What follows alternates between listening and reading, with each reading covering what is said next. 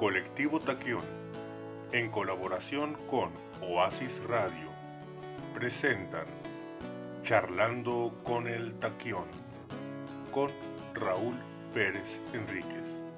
Buenas tardes, en esta emisión especial 01 de Charlando con el Taquión tendremos para ustedes una información y análisis del conflicto entre Rusia y Ucrania que ha llevado a la operación militar especial del primero con la intención de desmilitarizar la región y deshacerse de los líderes neonazis al segundo, de acuerdo con el Kremlin. El repudio internacional a la invasión ha sido muy amplio, incluyendo la censura por parte de nuestro país. El no a la guerra ha sido claro.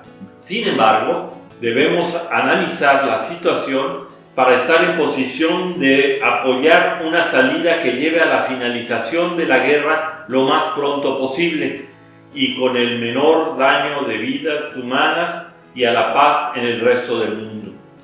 Una salida orientada a establecer un mundo multipolar en el que ningún imperialismo se imponga, ni el ruso ni tampoco el estadounidense.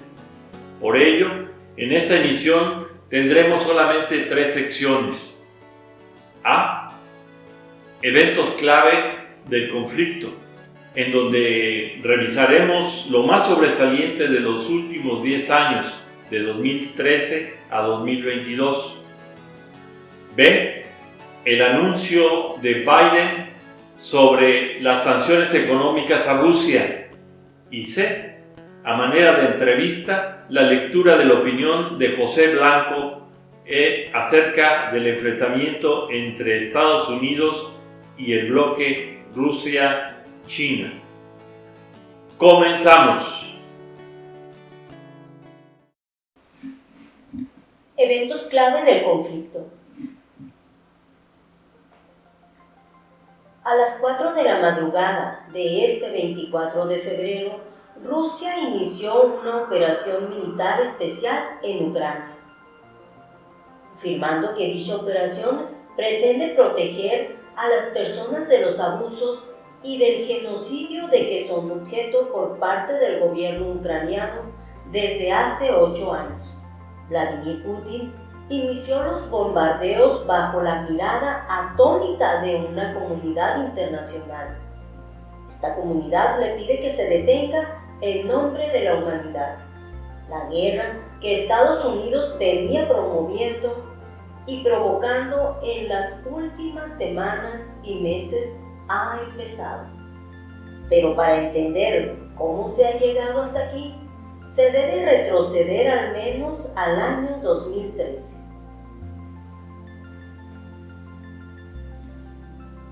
Aunque antes de ello daremos cuenta de un hallazgo reciente de algo que sucedió en 1991, nos referimos al descubrimiento de un compromiso firmado por representantes de Estados Unidos, Francia, Gran Bretaña y Alemania, en el sentido de que la Organización del Tratado del Atlántico Norte, OTAN, no se extendería hacia el este de Europa. Iniciemos nuestro recuento de eventos en noviembre del 2013. El presidente de Ucrania, Viktor Yanukovych, prorruso, suspende la firma de un acuerdo de asociación con la Unión Europea. Un día antes, después, grupos de estudiantes universitarios se manifiestan en Kiev en contra del gobierno. Día tras día, las protestas se van haciendo cada vez más multitudinarias. La Plaza de la Independencia, Maidán de Kiev, se convierte en un símbolo y bautiza este movimiento de descontento. Desde ese momento, la división en dos de la sociedad ucraniana, prorrusos y pre-europeos, queda de manifiesto. Febrero, marzo y abril de 2014. Las protestas se extienden por Ucrania y se vuelven violentas. Muere casi un centenar de personas. El presidente Yanukovych abandona el país y el parlamento aprueba destituirlo. Mientras tanto, en la península de Crimea se desatan enfrentamientos entre militares prorrusos y pro-ucranianos. En los últimos días de febrero, grupos de hombres armados toman el aeropuerto de Crimea y varios edificios gubernamentales, como el Parlamento, donde izan la bandera rusa. El ejército ruso entra en la península. Se celebra un referéndum sobre la adhesión de Crimea a Rusia. Vence el sí con el 97% de los votos, mientras en los países occidentales y la ONU rechazan la consulta y la tachan de ilegal. Días después, Putin firma el Tratado de Anexión de Crimea. En respuesta, los países de G8, los países más poderosos del mundo, expulsan del grupo a Rusia. El G8 se convierte en el G7. En abril de 2014, los acontecimientos de Crimea se reproducen en el este de Ucrania, en la región de Donbass. Estalla una guerra entre el ejército ucraniano y los separatistas prorrusos, ayudados por Moscú. Según la ONU, ese conflicto irresuelto desde entonces ha causado más de 14.000 muertos en ambos bandos. Febrero 2015. Tras un primer intento en septiembre del 2014 que fracasa, los gobernantes de Alemania, Francia, Rusia y Ucrania, bautizado como el Cuarteto de Normandía, intentan poner fin a la guerra del Donbass con los acuerdos de Minsk y bajo el mandato de la Misión Especial de Observación de la Organización para la Seguridad y la Cooperación en Europa, se acuerda un alto al fuego, que será vulnerado poco después. En los acuerdos de Minsk se establecen ciertos compromisos de las partes, a saber, el acuerdo se estableció como una hoja de ruta para poner fin a los enfrentamientos en Donetsk y Luhansk y normalizar el estatus de las dos regiones, conocidas colectivamente como el Donbass. Se establecía la liberación de rehenes y personas detenidas ilegalmente y una reforma constitucional en Ucrania con la adopción de una nueva Carta Magna para fines del 2015. Esto significaba que Ucrania otorgaría a las dos regiones una autonomía significativa a cambio de recuperar el control de su frontera con Rusia. De 2017 a 2019. En febrero de 2017, Rusia responde a un mensaje del presidente de Estados Unidos, Donald Trump, y asegura que nunca devolverá Crimea a Ucrania.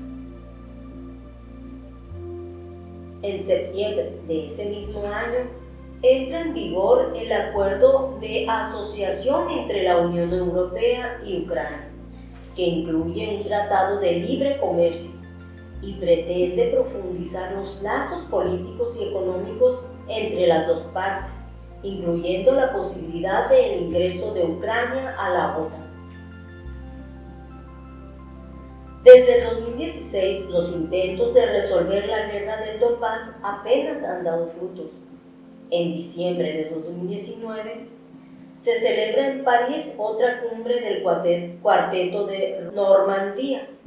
Uno de los pocos avances es el intercambio de 200 prisioneros entre Moscú y Kiev ese mismo mes.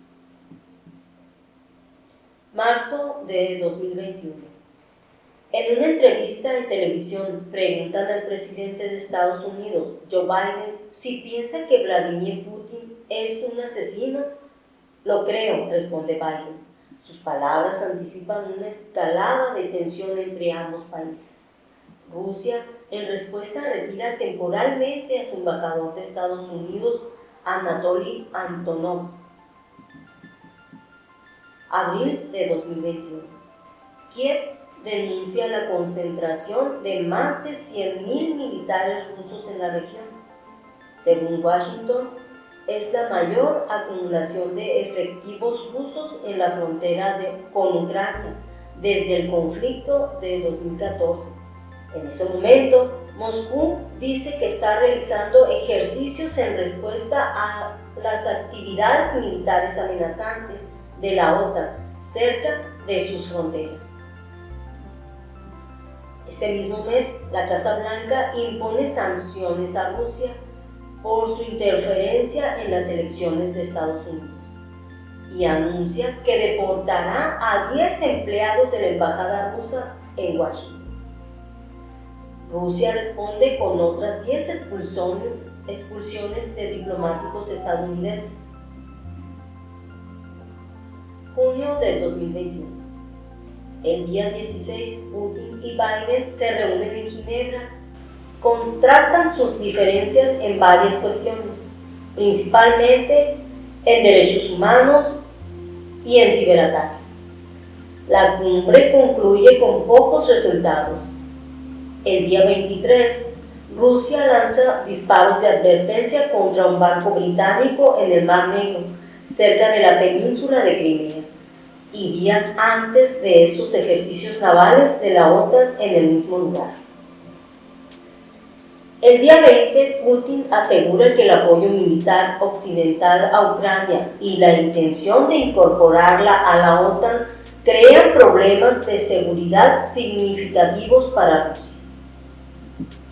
Diciembre 2021. El 3 de diciembre de 2021, el Washington Post publica en Rusia prepara una ofensiva contra Ucrania con hasta 175,000 soldados a principios de 2022. El 16 de diciembre, la Unión Europea advierte de que cualquier agresión contra Ucrania tendrá un alto costo para Rusia. Una semana después, en su rueda de prensa anual, Vladimir Putin, que teme que Ucrania se convierta en miembro de la OTAN, insiste en que la ampliación de la alianza hacia el este es inaceptable y pide a Occidente garantías de seguridad de que este proceso se detendrá. Haremos una pausa musical para meditar sobre esta primera parte de los eventos previos al conflicto entre Rusia y Ucrania.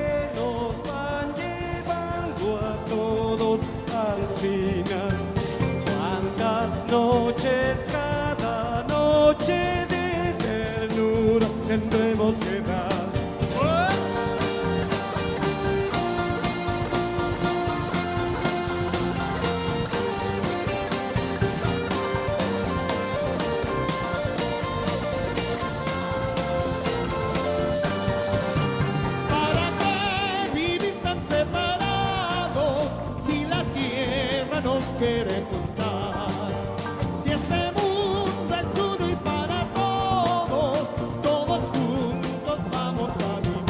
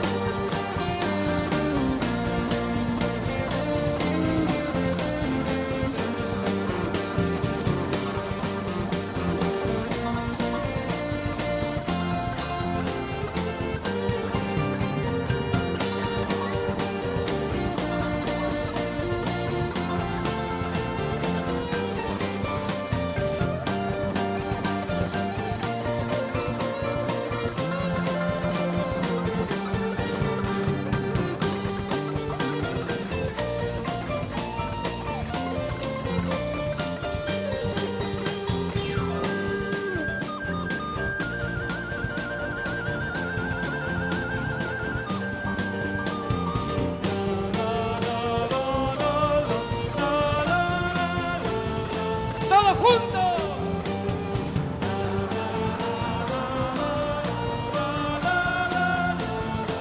¡Más fuerte!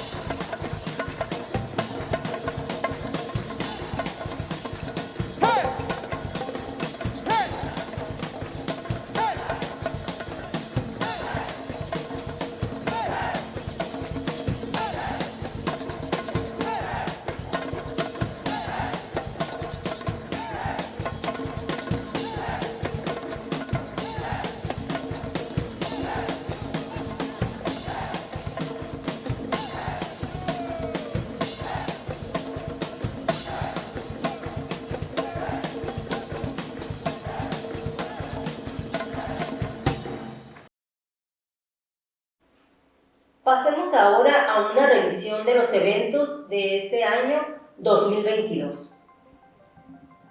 Enero 2022. Rusos y americanos deciden poner en marcha la vía diplomática y empiezan el día 10 una primera ronda de negociaciones en Ginebra. Durante el Consejo de la OTAN en Bruselas, el día 12 queda de manifiesto las diferencias irreconciliables entre la alianza y Moscú. 14 de enero. Las autoridades ucranianas culpan a Rusia de un ciberataque masivo. El mismo día, Estados Unidos acusa a Rusia de llevar a cabo un ataque de falsa bandera en Ucrania para crear un pretexto para una invasión. 18 de enero. Rusia realiza maniobras en Bielorrusia, mientras el secretario de Estado de Estados Unidos, Antony Blinken, viaja a Europa e inicia una nueva ronda de contactos diplomáticos para tratar de desescalar la crisis. 19 de enero. Blinken, que ya está en Ucrania, evoca la posibilidad de que Estados Unidos matice las consecuencias de una incursión menor en Rusia. La Casa Blanca sale a corregirle y el secretario de Estado asegura entonces que cualquier agresión recibirá una respuesta severa y unida de Estados Unidos y sus aliados. 21 de enero. Lavrov y Blinken se ven en Ginebra y logran ganar algo de tiempo.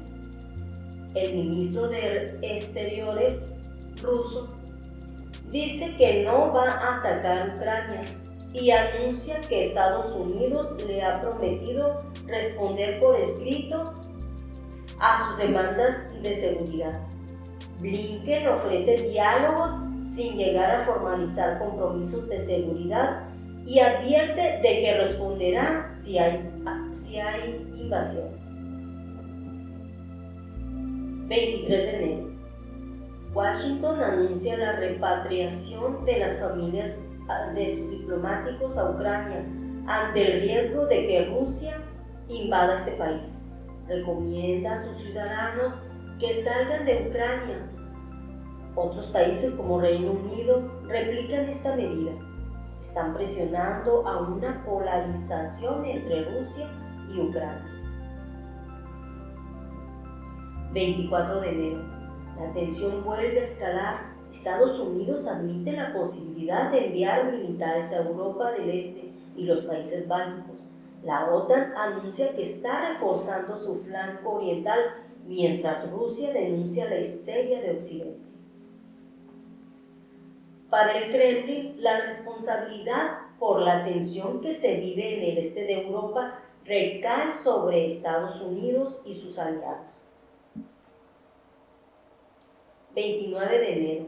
Joe Biden afirma que planea despegar tropas en el este de Europa y países de la OTAN a corto plazo.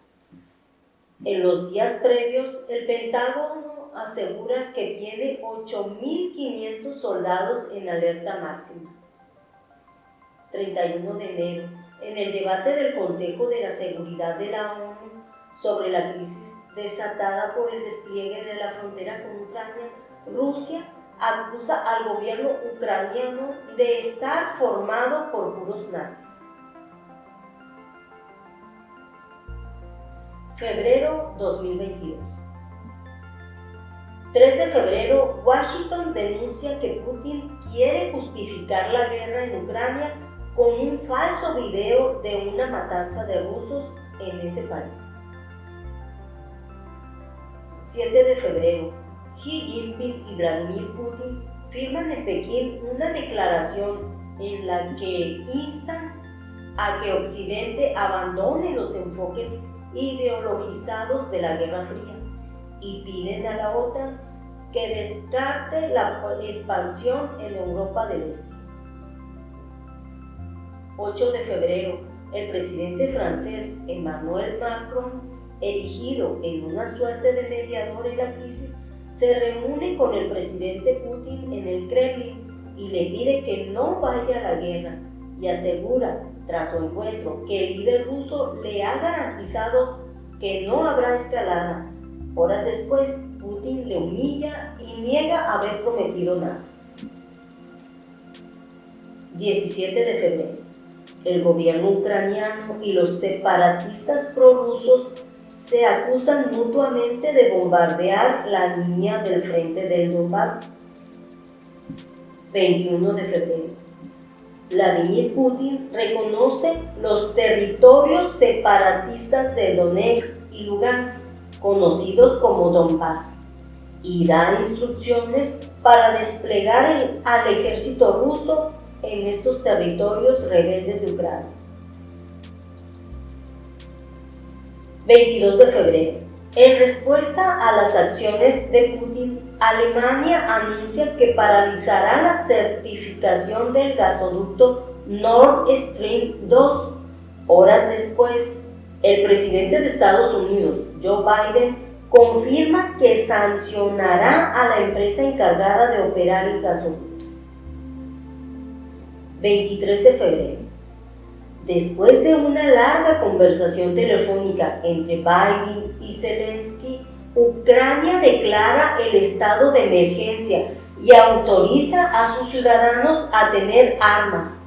El Ministerio de Asuntos Exteriores pide a todos los ucranianos que salgan inmediatamente de Rusia y horas después sufre un ciberataque. 24 de febrero. Putin anuncia una operación militar especial en Ucrania con el objetivo de desmilitarizarla y de derrotar a los sectores neonazis de su gobierno. Poco después comienzan los bombardeos en gran parte del país, incluidos los alrededores de la capital.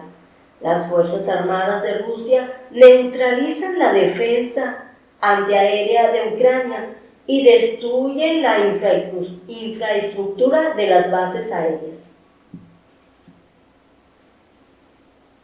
La comunidad internacional condena los ataques. El presidente de Ucrania, Zelensky, activa la ley marcial y pide a los líderes mundiales detener a Putin. Empiezan a confirmarse las noticias de las primeras víctimas de la guerra, tanto soldados como civiles. Unos días después, Estados Unidos anuncia un paquete de sanciones políticas y económicas para aislar a Rusia.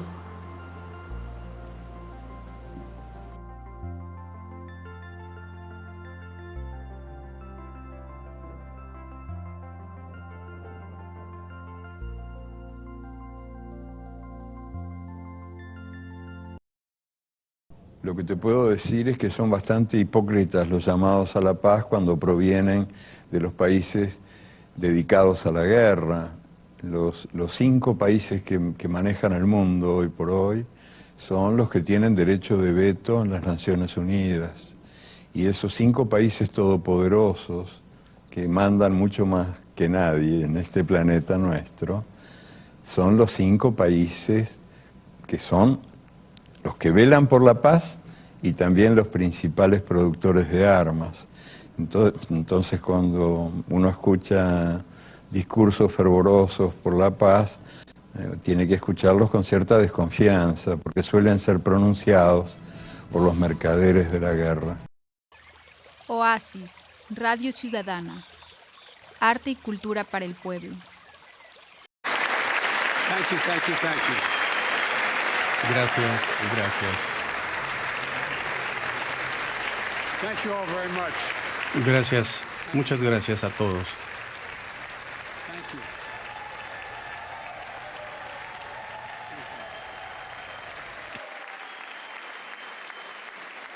Thank you all very, very much. Muchas gracias a todos. Gracias. Por favor. Thank you so much. Muchas gracias. Madam Speaker, señora Presidente, señora Vicepresidente, nuestra señora Primera Dama, miembros del Gabinete, jueces de la Suprema Corte, conciudadanos. El año pasado, el COVID-19 nos mantuvo separados, pero este año nos reunimos nuevamente.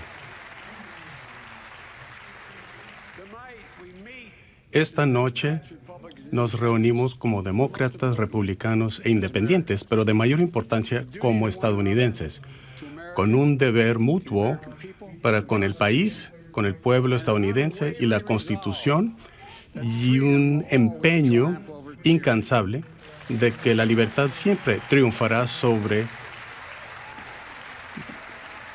el totalitarismo,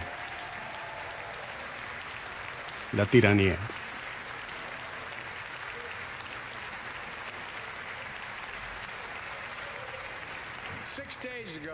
Hace 6 días, Vladimir Putin de Rusia trató de sacudir los cimientos de todo el mundo, creyendo que lo podía subyugar con sus amenazas. Y creyó que iba a invadir Ucrania y que el mundo no respondería. En su lugar, se topó con un muro de resistencia que jamás se hubiera imaginado. Se topó con el pueblo ucraniano.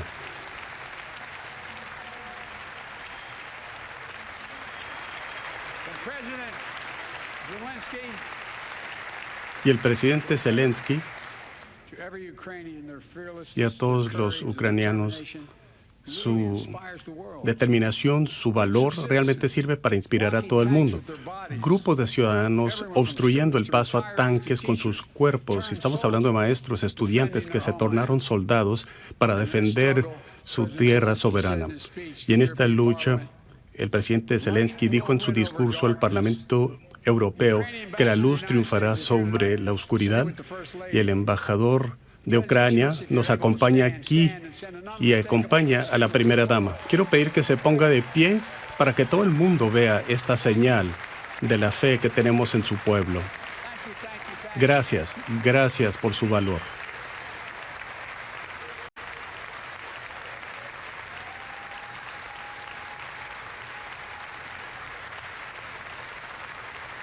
bright, she's strong, she's resolved.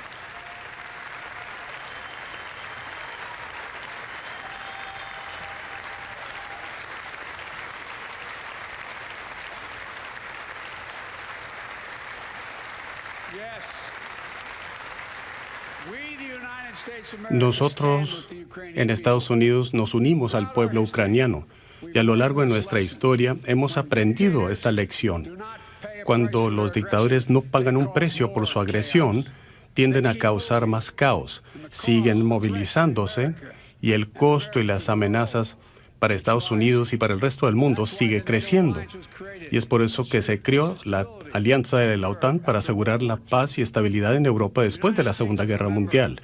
Estados Unidos es miembro de ese órgano, además de otros 29 países. Es importante, la diplomacia estadounidense es importante y nuestra determinación también importa. El ataque montado por Putin no fue provocado y se hizo con premeditación. Él pensó que la OTAN no respondería, que el Occidente no respondería. Creyó que él podía superar a este país. También creyó que podía dividirnos aquí en casa y también pensó que iba a poder dividir a Europa. Pero él se equivocó. Estamos unidos y así es como nos quedamos. Nos preparamos cuidadosamente y hemos establecido coaliciones con otros países amantes de la libertad en Europa y en los continentes africanos y asiáticos para enfrentarnos con Putin. Como muchos de ustedes, he dedicado cuantiosas horas tratando de unificar a nuestros aliados europeos. Compartimos con el mundo lo que sabíamos que Putin estaba planificando para evitar que él falsificara y justificara su agresión. Y contrarrestamos las mentiras de Rusia con la verdad. Y ahora que él ha actuado, el mundo de la libertad tiene que responder. Más de 27 miembros de la Unión Europea, incluyendo Francia, Alemania, Italia, además del Reino Unido, Japón, China, Australia, Nueva Zelanda, hasta Suiza, está luchando contra Rusia en una muestra de apoyo para Ucrania. Putin está más aislado del mundo que lo que jamás ha sido.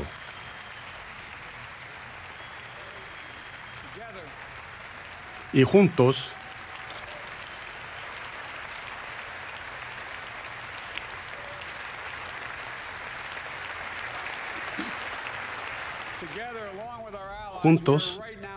al igual que nuestros aliados, estamos imponiendo sanciones económicas potentes. Estamos bloqueando el acceso al sistema bancario internacional.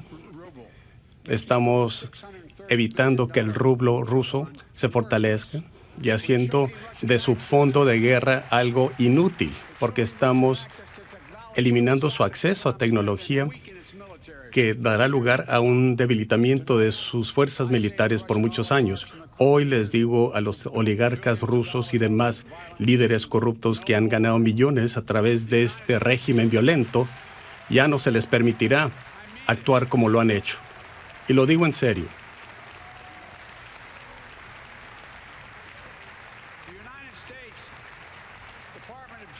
El Departamento de Justicia de Estados Unidos está montando un equipo para darle frente a los delitos cometidos por los oligarcas rusos y estamos en proceso de incautarles sus yates, sus apartamentos de lujo, sus aviones privados. Vamos a perseguirlos y vamos a perseguir sus bienes obtenidos en forma ilícita. Y ahora hemos prohibido vuelos, todos los vuelos de Rusia sobre espacio estadounidense y además sobre espacio en otros países. Él no tiene idea alguna de lo que viene por delante. El rublo ya perdió un 30% de su valor. La bolsa de valores rusa también ha perdido un 40% de su valor y las operaciones siguen suspendidas. La economía rusa está sufriendo y Putin es el único responsable. Conjuntamente con nuestros aliados estamos brindándole apoyo a los ucranianos en su lucha por la libertad, asistencia militar, asistencia económica, humanitaria. Estamos dándoles más de $1,000 millones de asistencia directa a Ucrania y continuaremos este esfuerzo con el pueblo ucraniano a medida que defienden su país y sufren este estrago.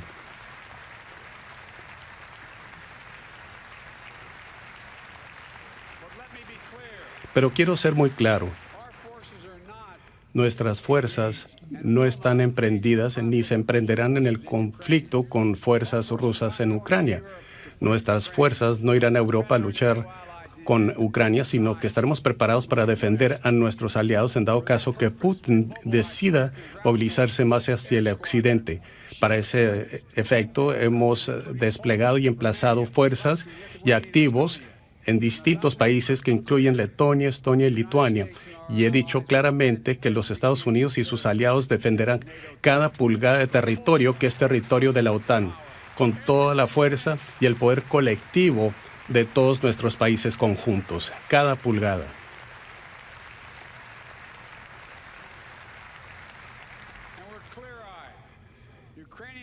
Incursionamos en esto con mucha claridad. Los ucranianos han demostrado un valor puro. Los próximos días, semanas y meses serán muy difíciles. Putin ha desatado violencia y caos, y aunque pueda lograr avances en el campo de batalla, seguirá pagando un precio muy alto en el largo plazo. Y el poder del pueblo ucraniano, un pueblo orgulloso, listo para luchar por cada pulgada de su país soberano, han conocido muchos años de independencia y han demostrado en repetidas ocasiones que no tolerarán a nadie que intente agredir a su país. Con todos los estadounidenses seré sincero, como siempre prometí serlo. Un tirano ruso invadiendo un país extranjero ha provocado un caos en todo el mundo, y yo tomaré las medidas para asegurar que el dolor de nuestras acciones se dirigen y se focalizan en la economía rusa y que protegeremos nuestros negocios y nuestros consumidores. Y hoy puedo anunciar que Estados Unidos ha trabajado con 30 otros países para reservar más de 16,000 millones de barriles de petróleo en todo el mundo. Teníamos también 30,000 millones de barriles en nuestra reserva estratégica de petróleo y estamos haciendo todo lo necesario en forma unida con nuestros aliados. Y estos esfuerzos han permitido el control de los precios del combustible aquí en casa, y es un tema alarmante para los estadounidenses, pero quiero decirles que vamos a estar bien, vamos a estar bien. Cuando se escriba la historia de este incidente, el mundo de Putin se hará más débil y el resto del mundo se hará más fuerte.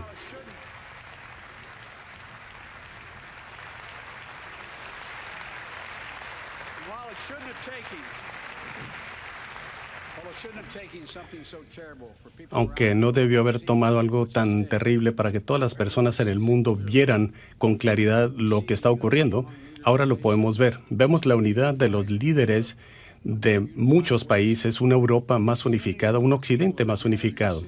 Hemos visto unidad en grandes grupos de poblaciones que se reúnen en muchos países en oposición a esta guerra. La lucha de la democracia contra las autocracias es continua y actualmente el mundo está optando por el mundo de seguridad y de paz. Esto será una verdadera prueba y tomará tiempo, así que tenemos que seguir derivando inspiración del pueblo ucraniano. Y a nuestros ciudadanos ucraniano-estadounidenses tenemos vínculos muy fuertes y muy profundizados con ustedes. Estamos con ustedes. Putin podrá profanar su territorio con sus tanques, pero jamás podrá debilitar el alma del pueblo ucraniano. Nunca extinguirá su libertad y nunca extinguirá la libertad en todo el resto del mundo.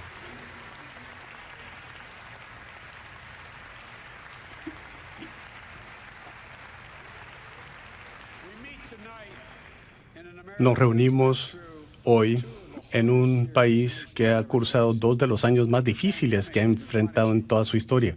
La pandemia ha sido severa y muchísimas familias están viviendo de un cheque al otro, luchando para mantenerse al ritmo de los precios crecientes de la comida, de los alimentos y del combustible. Yo entiendo esto perfectamente. Mi padre tuvo que dejar su hogar en Scranton, Pensilvania, para encontrar trabajo en otro lugar.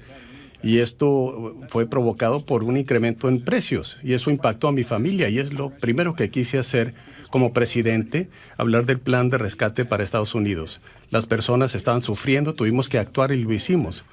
Pocas legislaciones han hecho tanto en tan poco tiempo para luchar contra una crisis. Tuvimos que tomar acciones para combatir el COVID-19. Le brindamos asistencia económica a millones de estadounidenses. ¿Recuerdan ustedes aquellas filas de autos de personas haciendo cola para poder obtener alimentos? Y reducimos los costos de los seguros de salud y, como decía mi padre, le dimos un poco de espacio para respirar a nuestros ciudadanos. A diferencia del último gobierno, nosotros hemos brindado asistencia a los estadounidenses. Este gobierno ha decidido no dejar a ningún ciudadano estadounidense atrás.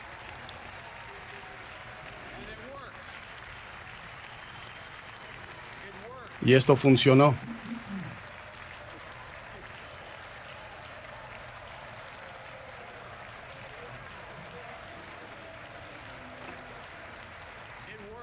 Funcionó.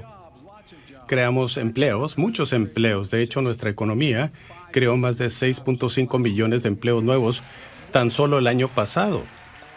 Más trabajos en un año que los que jamás se habían creado en la historia de los Estados Unidos de Norteamérica. La economía creció a razón del 5.7%. Y un cambio fundamental para nuestra economía que no ha funcionado bien para las personas y familias trabajadoras en este país por demasiado tiempo es lo que se logró. Durante muchos años se nos dijo que los que beneficiaban entre los más adinerados invariablemente estarían bajando esas ganancias a los demás niveles de la economía. Pero tenemos muchos años escuchando la misma historia y esto no se ha plasmado como realidad. La vicepresidente Harris y yo nos postulamos para nuestro cargo con una nueva visión económica para Estados Unidos. Invertir en Estados Unidos, educar a estadounidenses, expandir la fuerza laboral, crecer la economía de abajo hacia arriba y no de arriba hacia abajo, porque sabemos perfectamente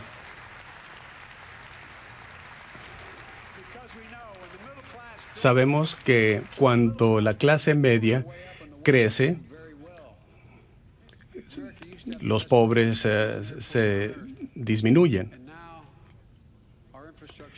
Ahora nuestra infraestructura está calificada como la 13ª de mayor calidad en todo el mundo. No vamos a poder competir por los empleos del siglo XXI si no somos más competentes. Y es por eso que hemos estado tratando de empujar fuertemente por nueva legislación.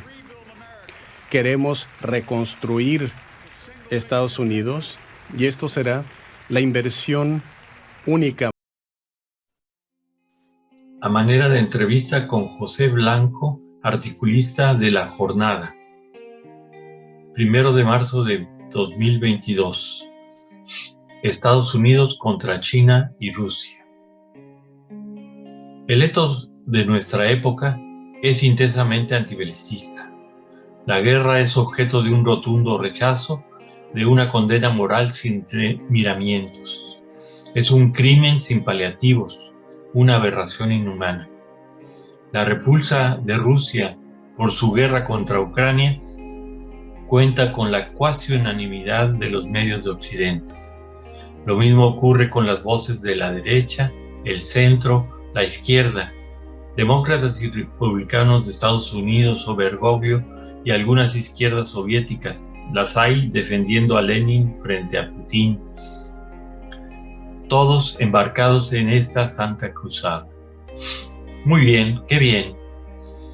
Desde la caída de la URSS, la Unión Soviética, Estados Unidos solo ha o acompañado del resto de la Organización del Tratado del Atlántico Norte, OTAN, bombardeó Panamá en 1989, Irak en 1991, Kuwait en 1991, Somalia en 1993, Bosnia en 1994 y 1995, Sudán en 1998, Afganistán en 1998, Yugoslavia en 1999, Yemen 2002, Irak desde 1991 a 2003, Irak de 2003 a 2015, Afganistán 2001 a 2015, Pakistán de 2007 a 2015, Somalia de 2007 a 2011, Yemen de 2009 y 2011 y Libia de 2011 y 2015, Siria de 2014 a 2016. Año con año, Estados Unidos cometió masacres sin fin. La Santa Cruzada de todos los colores de hoy tuvo tiempo para indignarse hasta el tuétano. No ocurrió. Nadie tiene que dejar de indignarse por la guerra en Ucrania, pero carajo, seguramente pueden preguntarse dónde estaba la Santa Cruzada entre 1989 y 2016. Antes de 1989, Estados Unidos bombardeó 16 países, cientos de miles de bombas, millones de muertos a partir de 1950. La OTAN fue creada en 1949 para defenderse al occidente de posibles ataques de la Unión Soviética. En 1989, el mundo soviético se desplomó y, por tanto, la razón de ser de la OTAN desapareció. No la OTAN, que se estrenó bombardeando Yugoslavia, de una alianza atlántica para la defensa pasó a ser una para atacar. Sin freno se amplió hacia el este, sumando países, armándolos con pertrechos modernos. Los países del Pacto de Varsovia, los bálticos y otros, hasta acercar a Rusia. No lo ha podido hacer con Georgia y Ucrania, países con los que Rusia tiene numerosos asuntos que arreglar, producto de una historia que, por cierto, no comenzó el pasado 24 de febrero hacia las 6 de la mañana, cuando Rusia cruzó las fronteras de Ucrania. Rusia dijo 1000 veces que fue engañada por Occidente, por la OTAN, especialmente Estados Unidos. No respetó el compromiso de no ampliarse hacia el este. 1000 veces Estados Unidos y Bruselas dijeron que no había tal compromiso. El pasado 18 de febrero, el diario alemán Der Spiegel publicó lo siguiente, entrecomillado: una nota de los archivos nacionales británicos acaba de ser publicada. Acaba de salir a la luz. Apoya la afirmación rusa de que Occidente ha violado el compromiso de adquirir en 1990 con la expansión hacia el este de la OTAN. El politólogo estadounidense Joshua Stevenson ha encontrado el documento anteriormente clasificado. Se refiere a una reunión de los directores políticos de los ministerios de Asuntos Exteriores de Estados Unidos, Gran Bretaña, Francia y Alemania, celebrada en Bonn el 6 de marzo de 1991. Se cierran las comillas. Rusia lo explicó 1000 veces. La OTAN en Ucrania ubicaría misiles que tardarían apenas 5 minutos en llegar a Moscú. Es inaceptable. Estados Unidos ha tenido oídos sordos a este reclamo. Rusia lo propuso 1000 veces. Tengamos un acuerdo sobre la base de la seguridad indivisible, seguridad para todos. Simultáneamente, Estados Unidos ha tenido oídos sordos a esta propuesta. Rusia fue conducida a la guerra por Occidente. De eso se trataba y Rusia estaba impedida para escapar a ese destino sin inmolarse. Desde el 7 de febrero de 2019, Ucrania había aprobado una enmienda en su norma fundamental por la cual su posible pertenencia a la OTAN adquirió rango constitucional. El plan, en los hechos, fue llevar a Rusia más allá, situarla en posición de ser objeto de sanciones sin precedente, parar en seco la posibilidad de su crecimiento. No porque sea una gran potencia económica, 3% del PIB mundial, sino porque es una potencia militar. Ya ha salido el tercero esperado en el escenario: China, 18.8% del Producto Interno Bruto global. No es una salida inopinada, es porque la postura política actual de Estados Unidos es pararla por todos los medios.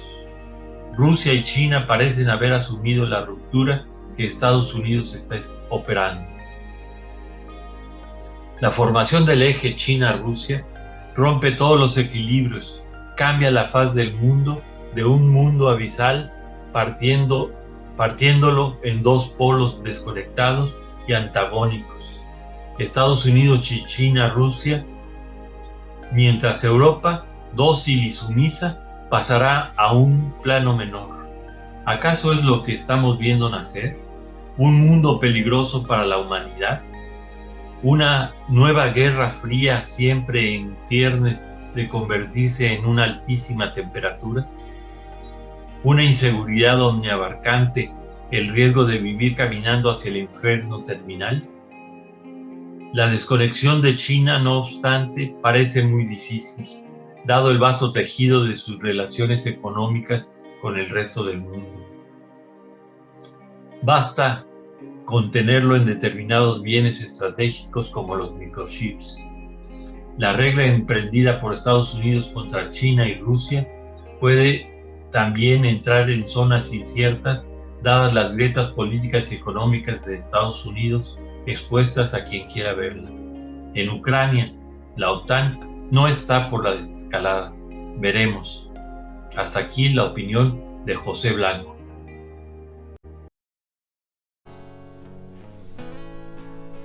Para finalizar nuestra emisión especial 01 de Charlando con el Taquión, habremos de retomar las palabras de Joseph Biden en su informe a la Nación este 1 de marzo. El presidente Biden de los Estados Unidos arrancó con el tema de que existe una gran disputa entre la democracia y la autocracia en el mundo, y otra vez, con nostalgia de la Guerra Fría, colocando a los rusos en el papel de enemigos de la libertad, proclamando que la batalla entre la democracia y la autocracia, las democracias están enfrentando el momento más importante y el mundo está claramente escogiendo el lado de la paz y la seguridad. Sin embargo, estas palabras se contradicen, porque lo que está llevando a cabo es la pretensión de desaparición de ese polo que es el de Rusia y eventualmente el de China, que son considerados como si fueran los malos de la película. Creemos que no es así, que no se debe polarizar de esa manera y que debe rechazarse esta consideración. Biden también acusó a que la guerra de Putin fue premeditada y no provocada, algo que los mismos veteranos de la diplomacia estadounidense dudan, y que los rusos rechazaron los esfuerzos diplomáticos. Sin embargo, ha quedado a lo largo de este programa mostradas las intenciones de que este proceso no estaba completo. Entonces, así es como nosotros damos cierre a esta emisión de Charlando con el Taquión, que es un programa producido por el colectivo Taquión para Radio Oasis. Esperamos haber proporcionado los elementos para adoptar una posición consciente acerca de este conflicto entre Estados Unidos y sus aliados de la OTAN y el bloque de Rusia y China, que busca evitar la adhesión de Ucrania a ese bloque militar. Envíenos sus comentarios y observaciones a eltaquionxxi@gmail.com. Muchas gracias por su atención.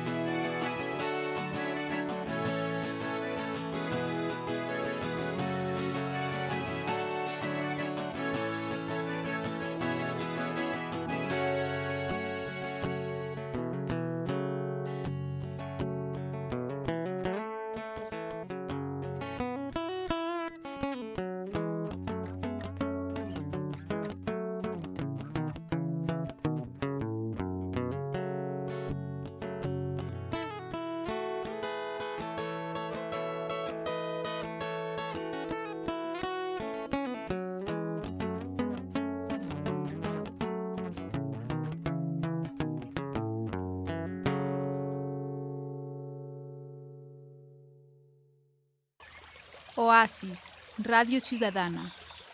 Arte y cultura para el pueblo.